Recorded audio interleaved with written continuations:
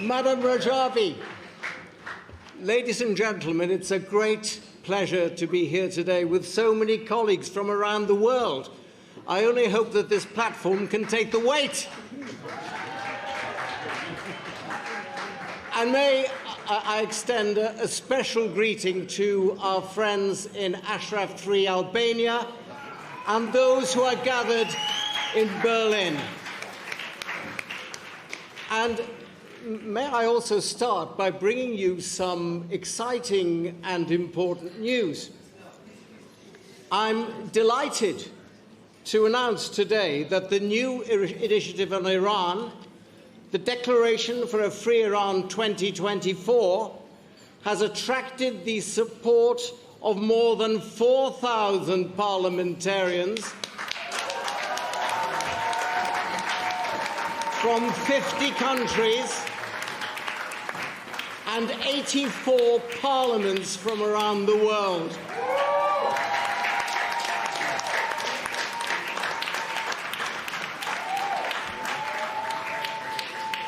And that includes the majority support of 34 of those parliaments, including the British House of Commons and House of Lords.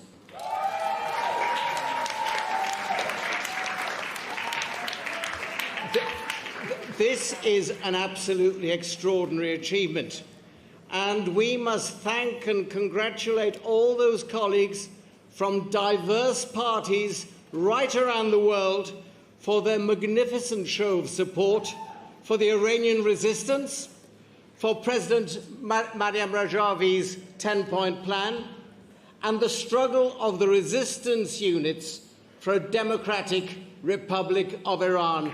Please show your appreciation for all those brave people.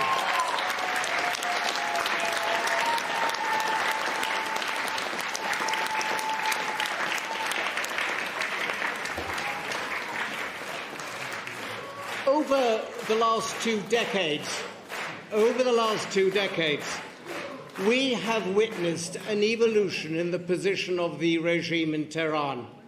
It's developed from an obstacle to the democratic aspirations of the Iranian people to what is now, as we've already heard from so many speakers, one of the greatest threats to peace and security, not only in the Middle East, but also in Europe and in the wider world. No serious international observer could challenge that. In 1979, the theocracy that is now in power in Tehran hijacked the Iranian people's democratic revolution, imposed itself through force, and began a war on those self-same people and their organized resistance movement, and that war continues.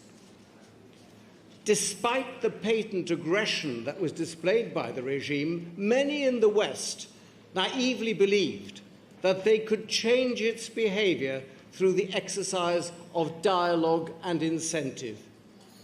That strategy, which can only be called appeasement, simply emboldened the regime and allowed it to extend its influence both within the region and globally.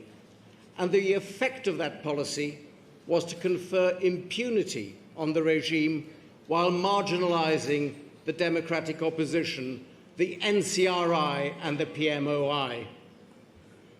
Colleagues, that strategy was wrong. It has clearly failed and should not continue, because the Iranian people are engaged in a struggle for democratic change, and we, all of us, should support them in that aim.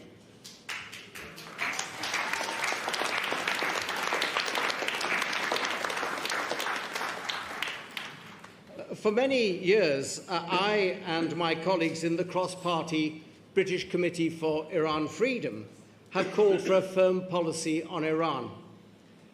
And I'm pleased to announce our new initiative, which was completed just before the dissolution of the British Parliament for the current general election. It's been backed by 553 British MPs and peers and urges the United Kingdom government to pursue such a policy. At its heart is the call for the recognition of the Iranian people's right to resist the Islamic Revolutionary Guard Corps, the IRGC.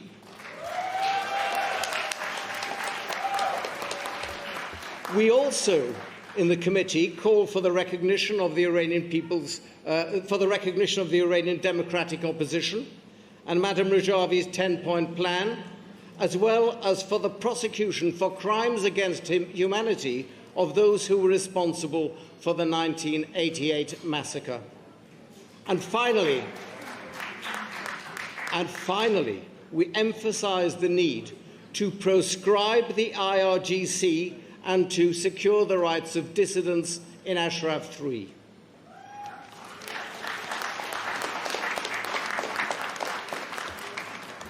The future of Iran must be determined by the people of Iran, who very clearly want a democratic republic.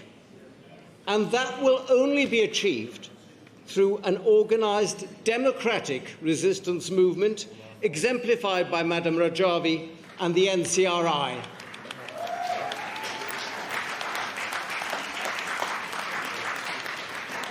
We know that the surviving remnants of the Shah's dictatorship and the theocratic regime are doing all they can to target and pursue the NCRI and the PMOI. But they don't understand that the NCRI is the very embodiment of the will of the Iranian people, and that the NCRI will prevail.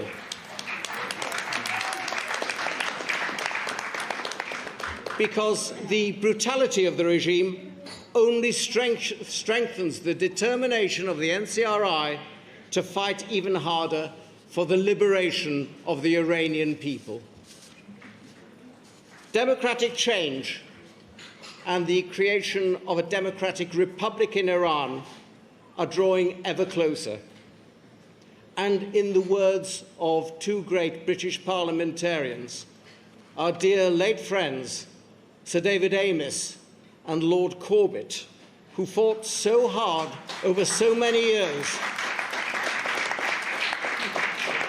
who fought so hard for this great cause, we are fast approaching the day when Iran will be free.